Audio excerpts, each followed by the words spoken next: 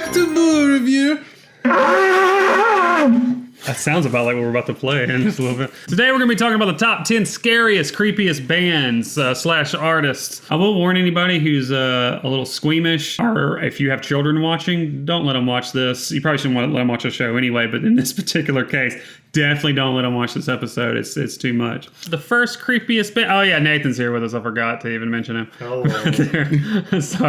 Sorry, Nathan. First artist we have up is Arthur Brown. Arthur Brown was the first one to use the corpse paint makeup that's so popular with Norwegian black metal bands. Influenced Alice Cooper, Kiss, and we're gonna play a little bit right here. You're telling me this man existed before Cradle of Filth? He existed before Cradle of Filth. Yeah. I am the god of hellfire, and I bring you fire. So music. This is amazing. I like this song. Yeah, that's what I'm saying. It's actually kind of a little bit like The Doors or something. It's not that it's the music itself isn't that creepy. That's why it's the bottom of the list. But he has to get credit for bringing the creepy to stage theatrics, and that's why he's on the list. Yeah, this was good. All right. Yeah, you like that one. This is the only good band on the list. That is probably true. Okay, next up we got Nurse with Wound. Nurse with Wound is not actually that creepy. They don't have like he doesn't have like a very creepy theatrics in his show, at least from I haven't seen any. But his music is actually very, very creepy, very, very weird. We're gonna play his song "The Bottom Feeder" right here. This video actually isn't his. This is someone took something from something else and put it with it.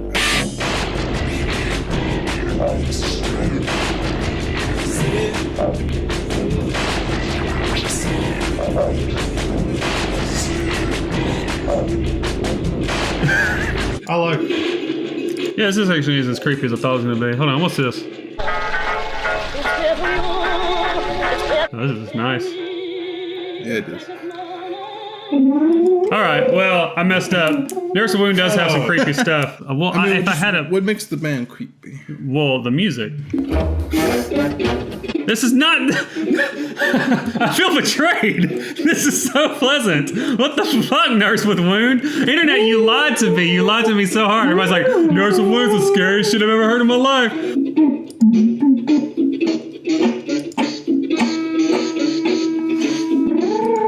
I'm not gonna sit here and let it play. Let's rock and roll. Come on, Nurse with Wound. He collaborated with Stereolab? There's no way this guy's creepy. Where's Gnaw Their Tongues? Creepily bad. Here we go. This is a pretty atrocious looking picture with here. feces, she plunged down from the black void. Okay, there we go. My bad. A little bit more metal. There's a lot of metal like this too, so I guess that's why I didn't choose Gnaw Their Tongues. All this noise metal? Noise metal, yeah. Next one. G.G. Allin. G.G. Allin was an a-hole. Here is G.G. Allin in his own words. Why is that, Gigi? Nobody will stop me because I am the true underground messiah. When you come to my show, you're going to a war. And I'm out for violence, chaos, lawlessness all the way. I don't care about anybody or anything except for myself and my mission. And your kids out there, if you got kids out there, they're going to be my kids. That's right. Jerry. Him saying your kids are my kids would probably, well, it's still pretty creepy to say, but it'd be less creepy if he wasn't really into pedophilia and things like that. Nice, yeah, that's what I was saying. You were like, hell yeah, pedophilia. So I was like, no, dude. I didn't say that. Well, his lyrics are like that. I don't know if he actually felt that way, but he was he liked to fight the audience. He liked to shit on stage, liked to throw the shit in the stage, liked to cut himself, bleed on the audience. He was very, very extreme person. Yeah, he's always naked on stage too. There we go, get some naked Gigi here. But Gigi's music is actually pretty standard punk. So it's other than his lyrics being kind of shocking.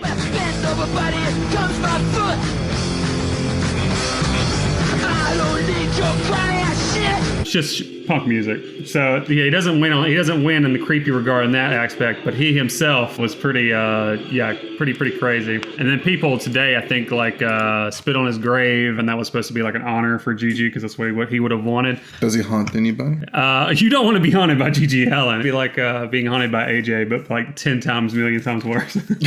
That's 10 times a million. 10 times a million. 10 times a million times worse. 2 + 2 is 4 - 1, that's free, quick maths. All right, there's some nudity in this one. Yeah, but we'll censor it for the kids. And the YouTube. And the YouTube ad people. We're censoring it for Pepsi. Yeah. Hey, And Coca-Cola. Yeah. So they will put ads on Our videos. masters. Anyway, we'll go ahead and play this. This is Aesthetic Meat Front. Okay. So this doesn't look that weird initially, they're just kind of like, they look kind of strange, kind of S&M kind of We way. see this every day. Yeah, we see this every day. This isn't a big deal. This is just the supermarket on the Mississippi Sunday. What really makes this creepy, other than it looks creepy and weird, is that is pierced in his skin, and they're making the music electronically with the sounds of the piercings going through the skin. It should be number one. Well, there's worse things out there. Yeah, we're doing This isn't, these are consenting adults at least doing this. Our next band is Anklepants, and you'll see why here. Roasted, I'm gonna put you in a stroller.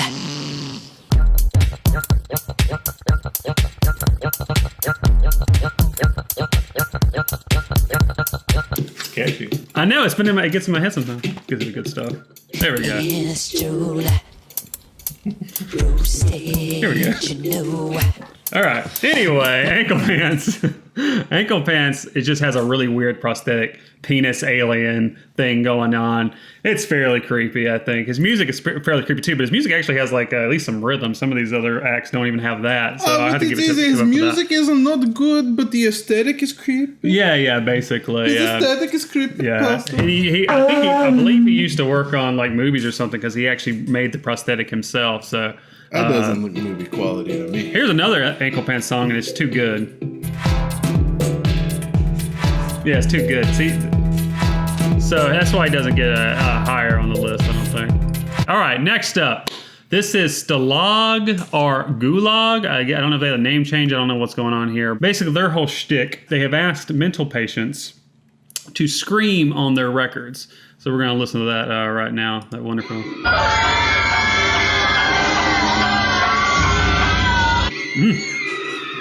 It's beautiful. I like the original better. Beautiful. Somebody else did a cover, or didn't cover. They covered them, and they said that they made it seem like this was a live version of it, but I don't think so. I want to say this is from something else, and they took it and they made it seem like it was them. It looks like it's from like a play or something. I don't know. But it's pretty much the same thing. You got a lot of people screaming. I can imagine listening to that if you listen to that for too long, you're gonna have a pretty bleak worldview. But apparently, the patients themselves said it was actually very therapeutic, according to Scare Theater. A lot of the patients even say these recording sessions are very therapeutic for them. Do they know though? Did they have the wherewithal to be? No. consenting and- They asked the patients. I'm pretty sure they signed something. I'm hoping. Did they know what they were doing? I think so. how- I hope they also get a little bit of residuals for how much money Stalag and Gulag make as well. Next up, we got the I'm gonna mispronounce this. The Gayro Gay. Yeah, that's Ooh, right. man, dude. Yeah, You no, that's what it is. That's what it is. You homophobe. No. And that is that's Japanese, and it translates to vomit, diarrhea, ack. So what makes them, strange and creepy is that they are kind of like an extreme G.G. Allin. They basically did the same things G.G. Allin did, along with masturbation. And the audience participated in that as well, and kind of like a collective, just gross, nasty, disturbing. Like, yeah. You seem like are you into it? Have we found a band for you, AJ? Banana. But anyway, this is a cover of The Cure's "Boys Don't Cry." Boys, don't cry, mother. I like this version. These bands also bad. They're also bad. So if you were in a crowd and you wanted to masturbate, you'd rather have it be like pleasant, right? Why do birds? This. I imagine masturbating to any music makes it better. Yeah, this is This ain't right. All right, let's move on. Like these people are akin to like the whole invisible art. Invisible art thing? Yeah, and that I disagree. The invisible artists and this guy should be taken to the streets. No, I full of disagree. moving cars. I disagree because I think that it's actually very shocking and strange sounding music, and I think that is worth something. Whereas the invisible art, there's nothing there. This is at least something. Next up, we got Mayhem. Mayhem was a Norwegian black metal band that was part of the whole controversy with the church burnings around that time, back in the 80s, along with a couple other bands like Emperor and another one, I don't know. What makes them different, or what makes them stand out from the other black metal bands they were super assholes. Is that, well, yeah, they were like in the whole Norwegian black metal scene, it wasn't just like a fantasy for them. It wasn't just like exploring satanic stuff as like a joke or as an aesthetic. Or as an aesthetic. They believed this stuff absolutely 100%. What is the primary ideology or primary ideas that fuel Gorgoroth's music?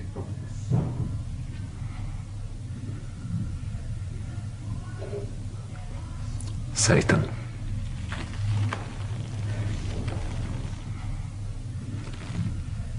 So I'm going to read off a little bit about what happened with them. Dead, their vocalist, killed himself, shot himself, and he left a note saying sorry for the mess. Euronymous, real name Oystein Arsteth, their guitar player, took a picture of the corpse of the body and made it a cover of their live album. Now, we're not going to show that here, but if you're a sick individual, you can find that online. It was also rumored that he ate some of the brain matter and took some of the bone to make a necklace, but that's not necessarily verified. He said it was true. Later, Euronymous himself was killed by a fellow band member named Count Grishnak, the bassist. Real name Varg Virknes, who stabbed Euronymous to death. And he served 15 years for that one.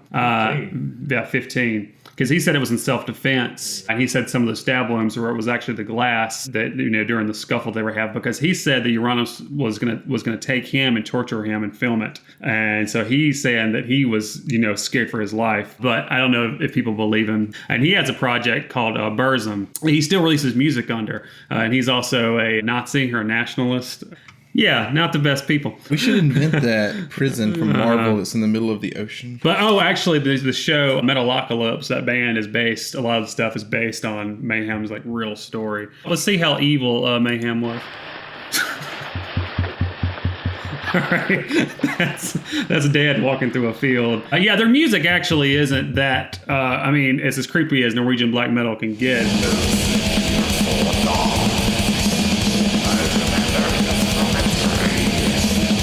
Kind of doomy and gloomy, but it's still just kind of like standard black metal fare. So do they get keyboards? I don't know. I know Emperor did, and their drummer did kill somebody just because they just wanted to know what it felt like. That's the kind of scene that you were dealing with. Next up, Whitehouse, the band Whitehouse. Now their music was patriotic. No, their music is this. Let's just play some of it here.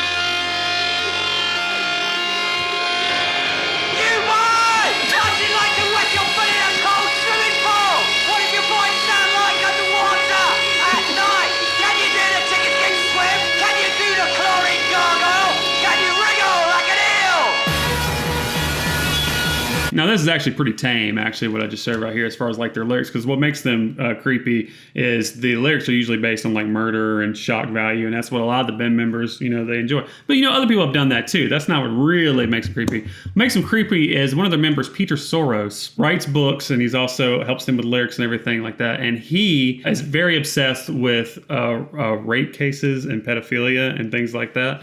And he puts a lot of those lyrics into the music as well. And he often takes on the form of a sexual predator, or at least from the perspective of singing from the perspective of a sexual predator. I haven't found that, but because I didn't really want to listen to that, but I did find his own solo album, which isn't really music. It's really just a mix of. We don't have to listen to it because I don't want to hear it. But it's basically a compilation of court recordings of girls testifying about this stuff, and he sold it as an album. And he also was charged with child pornography at one point too. So the fact that his whole worldview view was kind of put into some of the music, makes this fairly creepy. Now, people have defended him saying that he, even though he pled guilty to the child pornography and his lyrics reflect this kind of stuff, that he really didn't have anything or something, and there's a little bit of iffiness on it. Still, this is really fucking creepy. I think this one deserves its spot. Next up, I'm not going to tell you who this is. I'm just going to play it and tell me. You guys let us know what you think in the comments. Pause the video, tell us what you think, and then regret your comment afterwards. I'm just going to play this and tell me what you think about this music. There's a time for living. The time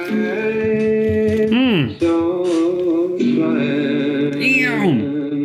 Think you're loving, baby, and all you do is crying. Can you feel those feelings real? Look at your game, girl. Look at your game, girl. Pretty nice. I like it. I think it's pretty good. I do too, man. If I didn't know who this was, I would be all about this. This is Charles Manson. He used to release albums along with his family. And in fact, I got another one of his songs right here where he released it with his family. Always is always forever. Is one is one is one. This is his cult. Oh, when you say family, you mean the cult? The cult. Okay. When I say family, I mean it's called Manson Family, but yeah.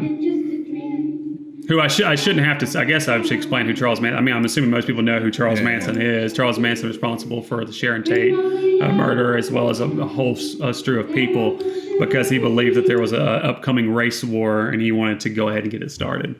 So yeah, like Bannon is doing. Like Bannon's doing. No politics, but he's got some pretty decent music. Some of this other stuff is pretty good.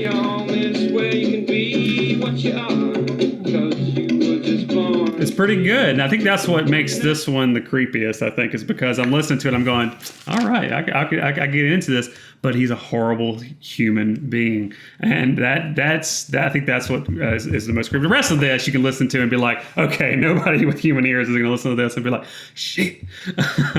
But wow. I'm going crazy. I've been looking at this stuff up all night. I feel weird.